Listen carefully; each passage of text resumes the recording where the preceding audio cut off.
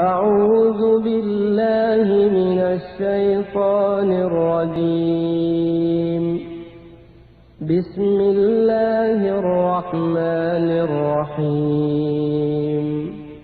ألف لام ميم. الله لا إله إلا هو الحي القيوم نزل عليك الكتاب بالحق مصدقا لما بين يديه وأنزل التوراة. الحمد لله ثم الصلاة والسلام على رسول الله وعلى آله وصحابته أجمعين لتعلموا جميعا أن أصدق الحديث كتاب الله وخير الهدي هدي النبي محمد صلى الله عليه وسلم وشر الأمور محدثاتها وكل محدثة بدعة وكل محدثة بدعة وكل بدعة ضلالة وكل ضلالة في النار. إخوة الإيمان، السلام عليكم ورحمة الله وبركاته. أدوكفون ولا مباوة ọlọ́wọ́n bá wá ọba Allah, ọba tí ó ṣe wá ní mùsùlùmí, ọba iná lọba tí ó tọ́ wa sọ́nà lérí ojú ọ̀nà anábúwa Muhammadin sallallahu alayhi wa sallam. abẹ́lẹ́ Allah subhanahu wa ta'ala kọlọ́mọ yẹ ẹsẹ̀ wa kú lójú ọ̀nà anábúwa Muhammadin. ikhwatal iman, ayomayami, èyí tí ó máa jẹ́ ìdánilẹ́kọ̀ọ́ fún wa lẹ́ni òun náà ni fitnatun hadathati ba'da rasul sallallahu alaihi wasallam. fitnatun hadathati ba'da rasulillahi sallallahu alaihi wasallam. òun náà ni fitina kan àbí wàhálà tó wọnú ẹ̀sìn wa yìí lẹ́yìn ìgbà tí Ànábì wa Muhammad sallallahu alaihi wasallam tí wọ́n ti lọ. òun náà ni àwọn fírkọ̀ kan, alifirqatu ad-dalla tusamma bil-Qur'aniyyin, tusamma bil-Qur'aniyyin. جماعة فصل السنة، جماعة فصل السنة عن القرآن. هنا ni àwọn ìjọ kan tí wọ́n ń pera wọn ní mùsùlùmí tí wọ́n sì padùpọ̀ lérí pé al-Qur'an nìkan ni làwọn máa tẹ̀lé. sunna Ànábì wa Muhammad sallallahu alaihi wasallam, hadithi Ànábì wa Muhammad sallallahu alaihi wasallam, àwọn òní kankan ṣe pẹ̀lú ẹ̀. mùsùlùmí làwọn tá a wí, wọ́n ń kírun, wọ́n ń gbà àwẹ̀, wọ́n lọ Mákà, wọ́n yọ zakat, wọ́n sì ń pèrè àwọn lọ́mọlẹ́yìn Ànábì wa Muhammad sallallahu alaihi wasallam. al-Qur'aniyun wọ́n ti wà ní agbègbè wa nílùú wa Nàìjíríà. ibi tí wọ́n wà ọ̀pọ̀, àmàlàyé táwọn fẹ́ ṣe òun náà ni kájí kí gbogbo mùsùlùmí tó ti sọnù tí wọ́n ń tẹ̀lé irú ròrí báyìí, kájẹ́ kí wọ́n mọ̀ pé wọ́n ti kú lójú ọ̀nà. a fẹ́ fi ìdánilẹ́kọ̀ọ́ yìí a fẹ́ fi pè wọ́n padà sójú ọ̀nà. ẹlẹ́ẹ̀kejì òun náà ni gbogbo àwa tí a bá ń gbọ́ nípa wọn, a bá ń kà nípa wọn, àbí wọ́n ń bá wa sọ̀rọ̀ láti fi ìrújú tó wà lọ́wọ́ wọn láti fi mú wa kú lójú ọ̀nà. ìdánilẹ́kọ̀ọ́ yóò wúlò fún wa láti mọ̀ pé àwa ò sọnù, àwọn ni wọ́n sọnù. al-Islam, ẹ̀sìn Islam, huwa ma jaa min al-Qur'an wa min as-sunnah bi fahmi salafil ummah. àwọn àlùfáà wa wọ́n ní ọ̀nà tí ẹ̀sìn òfin ní dàrú mọ́yàn lọ́wọ́ òun náà ni kọ́dáyàn lójú wípé ẹ̀sìn Islam wa tá à ń ṣeun ìtọ́wọ́ wà ní Al-Qur'ani là fi ń ṣe é tí wọ́n wá pè yẹn mùsùlùmí yóò máa ṣe ìtọ́wọ́ ní Al-Qur'ani wa fi sunna gbogbo ìtọ́wọ́ ní hadisi òjíṣẹ́lá Muhammad sallallahu alayhi wa sallam a máa ṣe bí fahmi salafil umma pẹ̀lú àgbọ́yé àwọn tí wọ́n jòkó ti òjíṣẹ́lá Muhammad sallallahu alayhi wa sallam. ìtumọ̀ ẹni pé bá a bá ti ka Al-Qur'an tán tá a sì ka sunna a wà ka ìtàn àwọn sọ̀hábà as-salafu salih àti gbogbo àwọn tó tẹ̀lé wọn náà àwọn ẹni rẹ̀ báwo ni wọ́n ṣe gbọ́ Al-Qur'an yíyé báwo ni wọ́n ṣe gbọ́ yé sí báwo ni wọ́n ṣe gbọ́ sunna yé sí torí àwọn ni wọ́n jòkó ti olùkọ́ àgbà tíṣà wa Ànábì wa Muhammad sallallahu alayhi wa sallam. Al-Qur'aniyun àwọn ni wọ́n pè ní Qur'aniyun humul ladhina yunkiruna ithbata sunnati fil Islam. òun náà ní àwọn ìjọ kan tí wọ́n ń pera wọn ní mùsùlùmí tí wọ́n sì ń sọ pé kò sí ti ń jẹ́ sunna nínú Islam. wa yu'minuna bil Qur'ani al-karim faqat wọ́n ní Al-Qur'ani nìkan pọ́nbélé òun nìkan làwọn nígbàgbọ́ nú ẹ̀. àwọn àlùfáà wọn ní ká sọ fún wọn pé lam yu'minu bil Qur'an wọn ò ní ìgbàgbọ́ pẹ̀lú Qur'an nítorí pé Al-Qur'an ní sọ fún wa pé ká tẹ̀lé Ọlọ́run ká sì tẹ̀lé Ànábì wa Muhammad sallallahu alaihi wa sallam. wa sunnatu ibadallah hiya al-masdaru thani lit-tashri' wọ́n ní ẹ̀rí sunna òjíṣẹ́lá Muhammad sallallahu alaihi wa sallam òun ní ibi kejì tá a ti máa mú ẹ̀sìn al-masdaru thani al-masdaru al-awwal ibi àti máa mú ẹ̀sìn Al-Qur'an lẹ́yìn náà a wà mú ẹ̀sìn nínú sunna rasulullah sallallahu alaihi wa sallam. inú kọjá pé ìtààmú nínú sunna yẹn ó ń sàlàyé ìtọ́wà ní Qur'an àbí kọjá pé kò sí ẹ̀sìn ní Qur'an rárá Ànábì lọ́kàn ní ẹ máa ṣe báyìí àbí ẹ máa ṣe báyìí nítorí Ọlọ́run tẹ́ ní ká máa tẹ̀lé Ànábì wa Muhammad. nash'atuhum àwọn Qur'aniyun yìí tá a wí yìí bó ni wọ́n ṣe bẹ̀rẹ̀ wọn ò sí lásìkò Ànábì wa Muhammad. àwọn oní Qur'an sangelete Al-Qur'an nìkan làwọn máa tẹ̀lé gbogbo tó bá ti jẹ́ Ànábì sọ ẹgbàgbé ẹ̀. bóun ni wọ́n ṣe gbé ìròrí burúkú wọnú Islam wọ́n ní hum àwọn tá a wí yìí kharaju fi awakhiri al-qarni ath-thani al-hijri ní ìgbẹ̀yìn ọgọ́rùn ọdún ẹlẹ́ẹ̀kejì tá Ànábì ṣe hijira òun ni wọ́n dìde qama fil umma wọ́n dìde láàrin al-umma Ànábì ẹ̀rí man yad'u ila ilgha'i sunna ètí wọ́n pèpè lọ́bẹ̀ ni pé ẹ̀pa sunna rẹ̀ ẹ má sọ sunna ma bilkulliya gbogbo sunna pátá ẹ má jẹ́ àlò ma wa adam al-i'tidad biha fi masdariyyat at-tashri'i natijatan lish-shubuhati allati khallafaha ash-shi'atu wal-khawarij. àwọn táwí wọ́n ní wa adam al-i'tidad biha ẹ má kà sínú bí dáàtì máa mú ẹ̀sìn ma Ànábì sọ ẹ má jẹ́ àfibọ̀nú ẹ̀sìn látara ìrújú tí àwọn ṣíà tí wọ́n dálẹ̀ sáàsìmọ̀ pé Yahudi òun ni ó bẹ̀rẹ̀ ṣíà gbogbo àwọn ṣíà tẹ́rí Yahudi ni wọ́n ọmọlẹ́yìn Yahudi ni wọ́n iṣẹ́ kan náà ni àwọn ti Yahudi jọ ń ṣe tẹ́bárí ti Amẹ́ríkà tọ́lọ́dé gbàjọba ní Iraq tí ṣíà sì jẹ́ eléri Iraq ẹ má jọ yà yín lẹ́nu wọ́n jọ ti ṣiṣẹ́ fúnra wọn. àwọn yìí àwọn ni wọ́n bẹ̀rẹ̀ wọ́n fẹ́ ba ẹ̀sìn jẹ́ nígbà tí wọ́n rí pé àwọn ò lè wọnú Quran ò ṣe parẹ́ bẹ́ẹ̀ bá parẹ́ àwọn èèyàn ti ha bẹ́ẹ̀ súnná àtúnmí nǹkan hadafuhum kí ni èrò wọn tí wọ́n fi ń sọ fún gbogbo àlùmọ́ ànábì ipe kájìnà sí súnná ipa àlù Quran nìkan ni ká máa lò hadamul Islam minna fitatu súnná wọ́n fẹ́ wó Islam through súnná sẹ́wọ̀n pé tí wọ́n bá ní Al-Qur'an ẹ má lò mọ́ ẹ súnná ẹ má tẹ̀lé mọ́ kò sẹ́ni tí ó dá wọn lóhùn wọ́n wá rí pé ẹ̀jí káwọn bẹ̀rẹ̀ láti ibi súnná nígbà táwọn bá ti ba súnná jẹ́ nígbà súnná bá ti kú lẹ́mí àwọn èèyàn Al-Qur'an náà padà sí kíní òun náà padà kú oúnjẹ ilé títí ni èyí tí ń ṣe ní láàánú lẹ́ni òun ni pé ọ̀pọ̀lọpọ̀ akérò àgbàwẹ̀ alọ́mọ́kà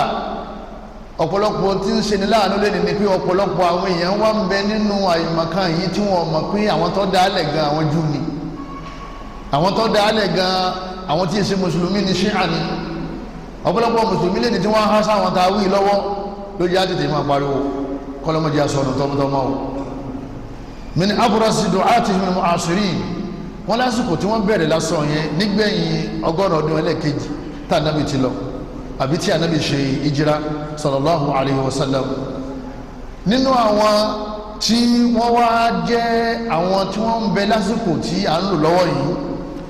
tí wọ́n gbé ìròrí yìí tí wọ́n gbé lérí tí wọ́n sì ń pèpè lọ́bẹ̀. Ahmadu Subhi Mansur, orúkọ arákùnrin yẹn ní jẹ́ Ahmadu Subhi Mansur, ọlọ́mọsá ìsànú wa. yu'tabaru al-abu ar-ruhi lil-Qur'aniyyin, wọ́n ní Ahmadu Subhi Mansur yìí òun ló lídìí àwọn èèyàn tí wọ́n ń pín Qur'an nìkan láàmà tẹ̀lé àdìtẹ̀lé súnà lásìkò tá a lò lọ́wọ́ yìí. òun ló tún jí aburú yẹn. wulida fi Misra, Egypt ni wọ́n bí arákùnrin yìí sí. Egypt yìí náà kó lọ́mọ́tà ìṣàlùwà. àwọn yẹn dáadáa mẹ́mẹ́ o, àwọn afa sálàfù mẹ́mẹ́, àwọn ọ̀pọ̀lọpọ̀ àdáwò tọ́gbọ́ wa ń bí èyí tọ́wọ́ láti Misri lọ́pọ̀jù. in 1949 òní wọ́n bí arákùnrin yìí. wa bada harakatahu al-fikriyya, ó bẹ̀rẹ̀ ìròrí rẹ̀ yìí ní 1977 ẹ̀rí pé ọ̀nà ti jì. wa yu'allifu al-kitab, ìsìn ṣètìlá lérí ẹ̀. wa turida min al-Azhar, àwọn afọ azari wọ́n padà lé kú nílùú. ó tún lọ mọ́ sálásí kan mọ́ríkàsì kan tí wọ́n ń pè ní Ibn Khaldun, wọ́n tún lé kú mbẹ́ ní Egypt náà. ó wá sálọ Amẹ́ríkà, falajaha ila Amẹ́ríkà, ó sálọ dà àwọn yòókù rẹ̀ bí Amẹ́ríkà àwọn ọmọ Yahudi làwọn ta. àwọn wá gba láàyè láti Amẹ́ríkà yìí ní tí wọ́n ń ṣe tíra ránṣẹ́ bí ṣe ń kọ òun náà ní tí ń paste sí eré íńtánẹ́ẹ̀tì. ló ṣe jẹ́ pé ìròrí Qur'aniyun ìbá ti parẹ́ pẹ̀lú wàhálà àwọn ìmáàmù àwọn afẹ́sìn. arákùnrin ló tún wá jí ṣètì mọ̀ pé íńtánẹ́ẹ̀tì kò síbi tí ò sí lágbàláyé ni wọ́n ní followers pẹ̀lú àwọn ìrújú tí ń kó kalẹ̀ fún wọn tá a padà ṣàlàyé lérí àwọn ìrújú yẹn. وبدأت دعوته تنتشر أفريقيا وأمريكا وغيرهما. ó wá di pé dáwà rẹ̀ ìròrí ẹ̀ ó wá di pé ń káàkiri àgbáńlá ayé díẹ̀díẹ̀. ó ti dé Áfíríkà, kódà ó ti dé Nàìjíríà. èyí fi ń dá yín lójú pé ẹnìkan pè mí láìpẹ́ yìí pé ustaz ẹ̀ máa wòran o nílẹ̀ Yorùbá ń bí àwọn Qur'aniyun ti dé o. àwọn Qur'an nìkan lágbàgbọ́ ànígbà sunna nabi. kọlọ́mọdé àṣìṣe àgbákò tọmọtọmọ, mọdé àṣìṣe wàhálà lásán ní ẹ̀sìn Ọlọ́run. gbogbo ẹ̀sìn tẹ́yẹ bá gbà tó mú Al-Qur'ani tó ju sunna lẹ̀, ó ti di Al-Qur'ani náà lẹ́kọ̀ọ́ mọ́.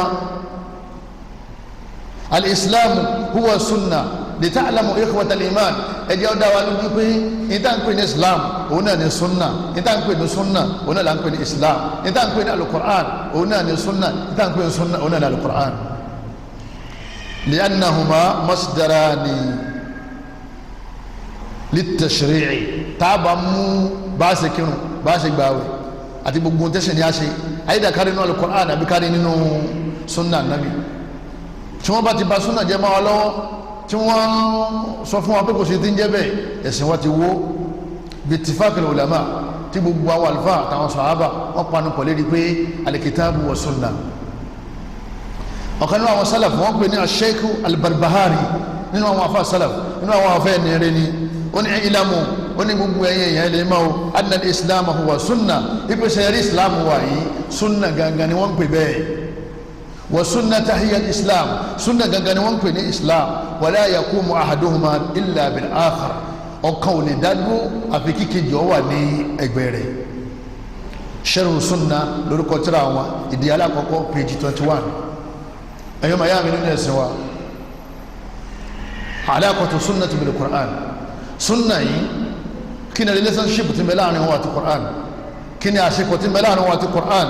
al-Qur'an wa sunna wahyan, wọ́n ní àti Qur'an o àti sunna o, sunna lèyí tí ń jáde lẹ́nu Ànábì wa Muhammad sallallahu alayhi wa sallam. wọ́n ní méjèèjì pátá àtọ̀dọ̀ Ọlọ́run ti ń wá. Ọlọ́run kan fi Jìbìrìlù lẹ́kan ipe kọ́ máa bá a bọ̀ wá sáyé ni ọlọ́run fi kan rán Jibrilu ni ìkejì náà ti ń jáde nínú ànábì yẹn àtọ̀dọ̀ ọlọ́run ti wá aya Qur'an ọlọ́run bá ń sọ nínú Qur'an ba'da a'udhu billahi minash shaitani rajim wa ma yantiqu 'anil hawa ọlọ́run bá ní ẹni rẹ rasulu yẹn kò ní sọ̀rọ̀ pẹ̀lú ìfẹ́ nù in huwa illa wahyun yuha níta bá ní kọ́ sọ òun náà ni ó máa sọ jáde ọlọ́run programu ọpọlọ rẹ ní ọlọ́run programu wa rẹ̀ laqad kana lakum fi rasulillah uswatun hasana ọlọ́run bá ní gbogbo òṣèṣì tí bá ń ṣe ìṣeṣì ẹ̀ ẹ máa kọ́ ṣe ẹ̀ gbogbo òṣèṣì ẹ̀ bó ló ṣe wáyọ ìṣeṣì ànábì kú nínú ẹ̀sìn as-sunna ẹ̀yọ́ máa yá mi nínú ẹ̀sìn wa ìyà qawluhu ní tí wọ́n pè ní sunna tí ọba yẹ ẹ̀yin Qur'aniyun ní tí wọ́n pè ní sunna òun náà ní qawluhu ọ̀rọ̀ tá ànábì sọ wa fi'luhu iṣẹ́ tá ànábì ṣe ìbá máa sọ̀rọ̀ bọ̀ tó ṣe wa taqriruhu ìtí wọ́n ṣe wájú ànábì Muhammad sallallahu alaihi wasallam tá ànábì ọkọ̀ndẹ́mù ẹ̀ nǹkan yẹn dáa ni bí ọba dáa ànábì ọkọ̀ndẹ́mù ẹ̀. ja'at imra'atu ila Abdullah bin Mas'ud arákùnrin kan tá ń pè ní Abdullah bin Mas'ud ọ̀kan náà àwọn àlùfáà wa ni inú àwọn sahaba Abdullah bin Mas'ud ja'at imra'atun ila Abdullah bin Mas'ud ó dùkọ́ lẹ́yìn jọ kan arábìnrin kan bá wá bá Abdullah bin Mas'ud ó wá sọ fún pé anta alladhi taqul òun bọ́ tí wọ́n Abdullah bin Mas'ud tó ń sọ fáwọn èèyàn káàkiri lù ipe la'ana Allahu an-namisati wal mutanammisati ipe ọlọ́run ọba wa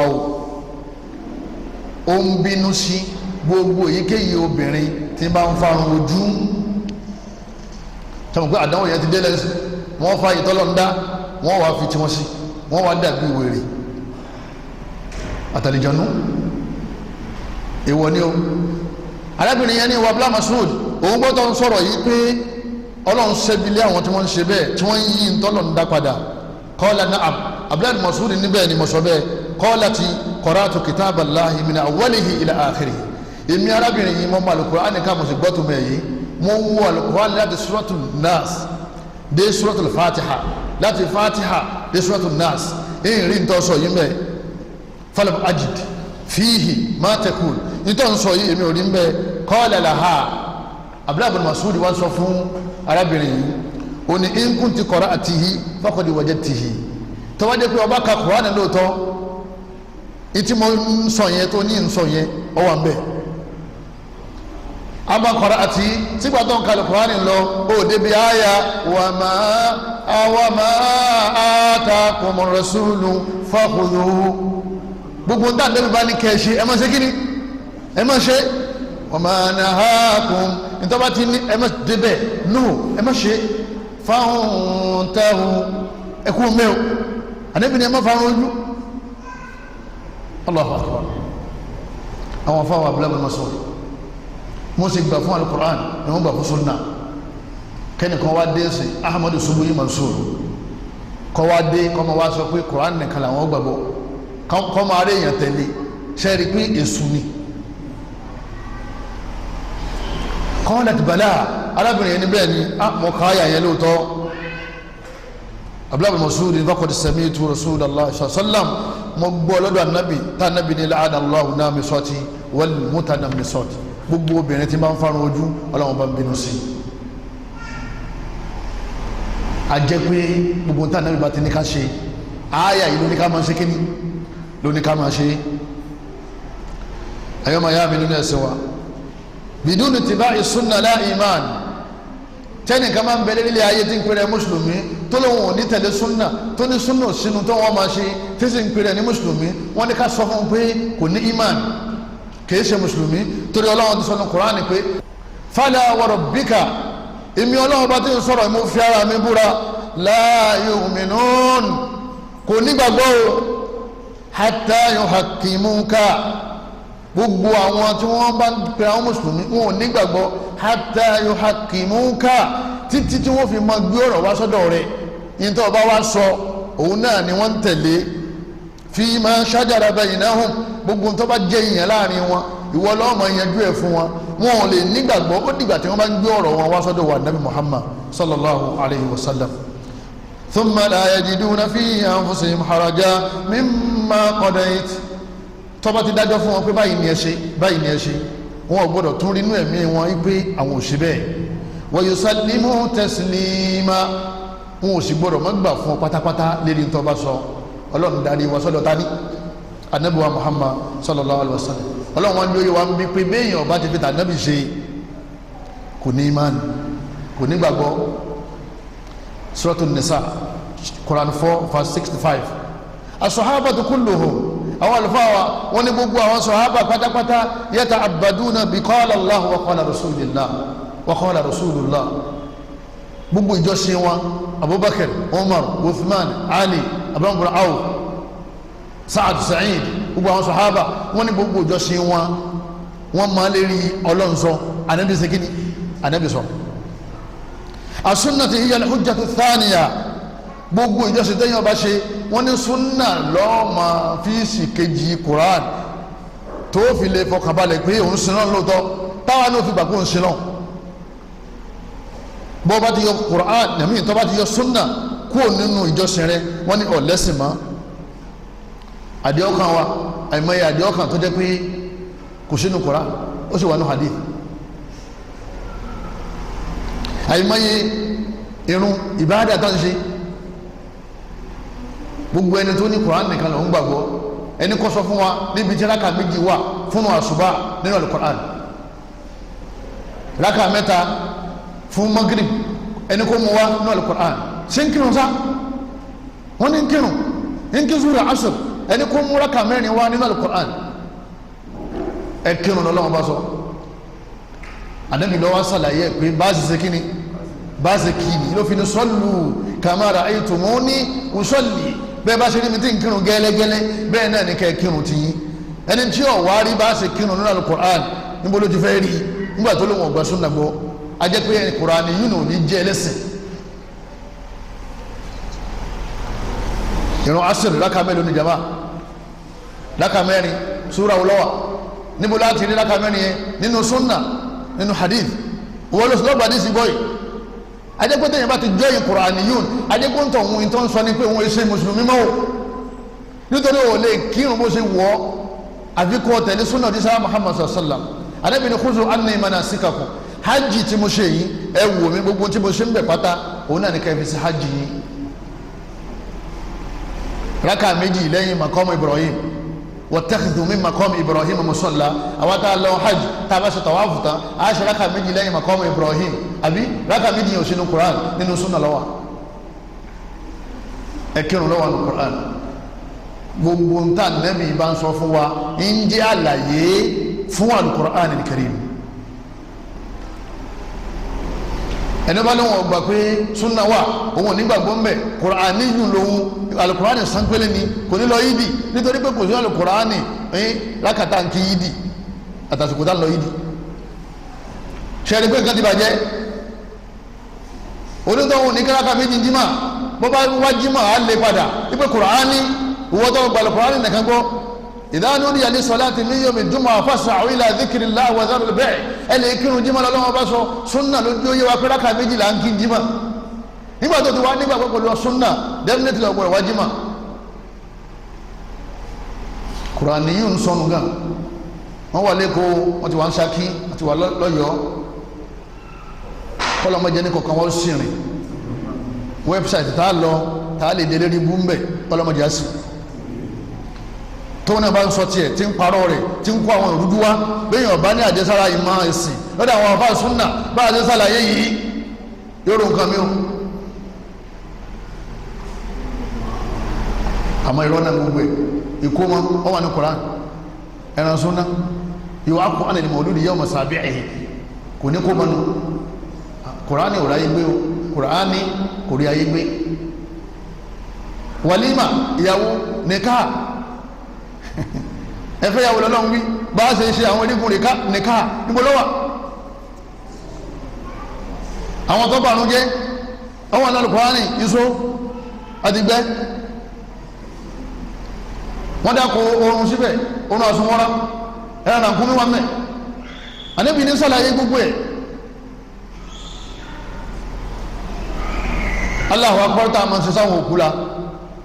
ẹ kí ni sókù la lọ́wọ́ ní Kùránì àbí tọ́ Allahu akbar mẹ́rin ìwò lọ́wọ́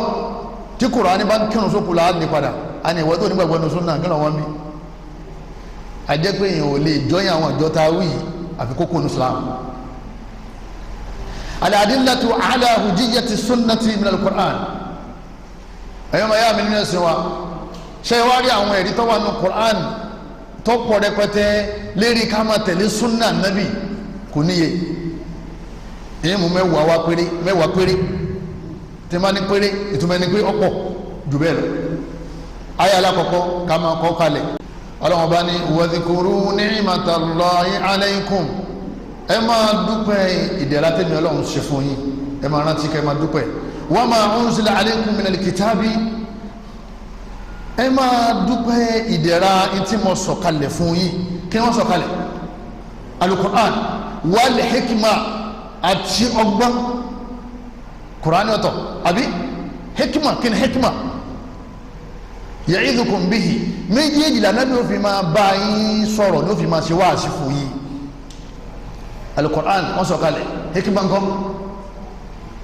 hikma tààlà ń fún ní hikma Rasulullahi sallallahu ud'u ila sabili rabbika máa kù sójú ọ̀nà ọlọ́run bá rẹ bil hikma pẹ̀lú kí ni hikma pẹ̀lú sunna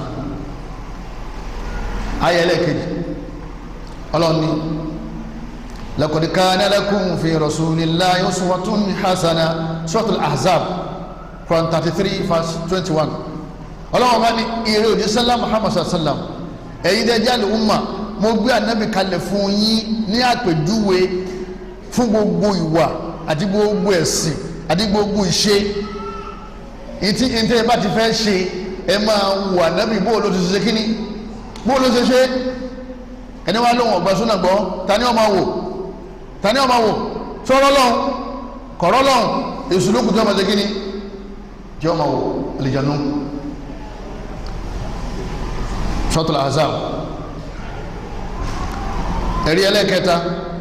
Suratul Hashr Quran 59 verse 7 ọlọ́wọ́ bá ní wa ma atakum rasulu fakhudhu níta nàbí bá ní ẹ ṣe ẹ máa ṣe wa ma nahakum anhu fantahu níta bá ní ẹkú mbẹ kí wọ́n wá ní tánàbí bá ní kó wọ́n ṣe kankan òun ní ṣe òun sọ pé sọ́lọ́ ní a ṣe Allahu akbar tánàbí bá ní kákó mbí kan òun béèrè pé sọ́lọ́ ní a kó mbẹ́ Al-Qur'an tó gbàgbọ́ yẹn gan tó gbàgbọ́ nǹkan ta ni wọ́n fi rán Al-Qur'an tó gbàgbọ́ nǹkan ta ni wọ́n rán sallallahu alayhi wa sallam ẹ̀yọ́ máa yá mi nínú ẹ̀sìn wa ayẹlẹ́ kẹrin Suratul Nisa Quran 4 verse 80 man yuti'ir rasula ẹni tí bá ń tẹ̀lé ànábì faqad ata Allah ìdí ń tẹ̀lé Ọlọ́run náà ni o Allahu akbar ayatu Allah ṣẹ̀rí káyà òkìlíà kágbọ̀ yóò wà ní àrọ́wọ́tó yẹn èyàn kéré o èyàn ò pé kéèyàn gbẹ́sì yé o Ànábì jíṣẹ́ fún Abubakar ọgbọ́yé Ànábì jíṣẹ́ fún Abu Lahabi olóhùn ọgbọ́yé báwọn ayà yìí ṣe kílíà tó ẹni tí ó bá sọnù kò ní yé o ọlọ́run ní wa ma yuti'ir rasula ẹni bá ń tẹ̀lé ànábì lórí gbogbo tí máa ń ṣe faqad ata Allah ń tẹ̀lé ọlọ́run náà ni kọ́wọ́ tó dalẹ̀ láàmú mọ́. ayẹlẹ karùn-ún Suratul Nisa Quran 4 verse 115 ọlọ́run ní wa man yushaqiqir rasula min ba'di ma tabayyana lahul huda gbogbo ẹni tí wọ́n tún yapa ànábì lẹ́yìn ìgbà tí ọ̀nà àmà ti kílẹ̀ sí ويتبع غير سبيل المؤمنين tí wọ́n tẹ̀lé ojú ọ̀nà àwọn tí è ṣe mu'minin tí ń tẹ̀lé ojú ọ̀nà àwọn tí è ṣe sahaba nuwallihi ma tawalla ọlọ́wọ́n bá ní akẹ́yìn sí a sì mú kẹ́yìn sí ọlọ́run wa nuslihi jahannam awájú sínú náà jahannam wa sa'at masira ibi tí ó padà sí yẹn burú jáyò ẹni tí bá ń ya pátá ní Ànábì wa Muhammad kẹ́ni kan wá ní sunna àwọn ọ̀gbàgbó kí ní ṣe yẹn jama ń ya pa Ànábì ayẹlẹ́ kẹfà Suratul Nur Quran 24 verse 63 ọlọ́ni falyahdhari alladhina yukhalifuna an amri ọlọ́ni gbogbo àwọn tí wọ́n bá ń yapa àṣẹ ànábì kí wọ́n lè sọ́ra wọn o wọ́n lè ànábì ní kò ṣe kíní olóòṣe wọ́n ní súnà ànábì ní olóòṣe ṣẹlẹ àwọn tá tó fọwọ́ tẹ̀ntẹ̀rẹ̀ mú súnà ọ̀tọ̀tún làwọn yẹn ẹni tí ó máa wọ́n sókò tó lẹ̀ ní ọba sì rí yóò tún ká sókè ní bá ti dànù mọ̀ sínú wọn fa ní ọmọ dírẹ́sẹ̀ tí súnà wọ́n bá ṣe súnà bó ṣe súnà òfilẹ̀ súnà tó dọ́rọ̀ àyàn wà èyí tá a fẹ́ wà kó o nu pápá kó tó sálọ aláǹsìn bọ́ọ̀ bá rún òun níyà kó o pupa fún musara súnà ní fọkùnrin tí máa ń jáde súnà ní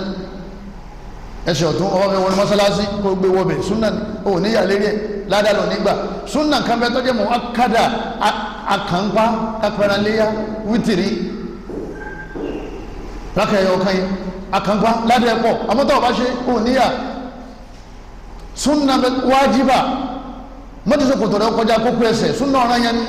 nítorí pé anabi ti ní ma asfala minal ka'bayni minal izari fa fin nar ẹni tí sókòtò rẹ̀ bá ń kọjá kókó ẹsẹ̀ àbáṣọ tó bá wọ̀ ló lè jóná kótó wà ní Janna ẹ̀dàkùn súnà yìí sẹ́yìn lè fọwọ́ tẹ́tẹ́rẹ́ mú kọ́dà ẹ̀rọ àwọn àjọ mi ìtajẹ́jọ súnà wọ́n mọ̀ wọ́n sókòtò lẹ́ni wúrú ẹ̀rí wọn káàkiri níjọ́ bá ti gbọ́ hadisi yẹn ó kọ́ aṣọ rẹ̀ lórí tẹ́lọ̀ ni nítorí ànábì tó gbàgbọ́ tó fi wá mọ́sálásí wọn lọ́lọ́wọ́ ọ̀nà tó sókòtò rẹ̀ bá ń wọlé àbí ń kọjá kókó ẹsẹ̀ ọ̀rọ̀ kọjá aṣọ tí mo wọ̀ kò ní fìtì ẹ̀yìn bóyá bí ó sì fìtì nínú náà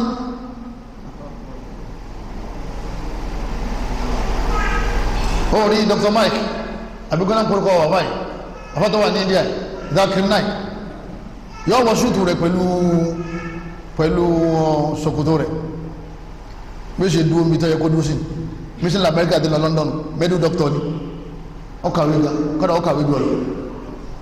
àmọ́ bẹ̀rù ọlọ́wọ́n bá jù ọ lọ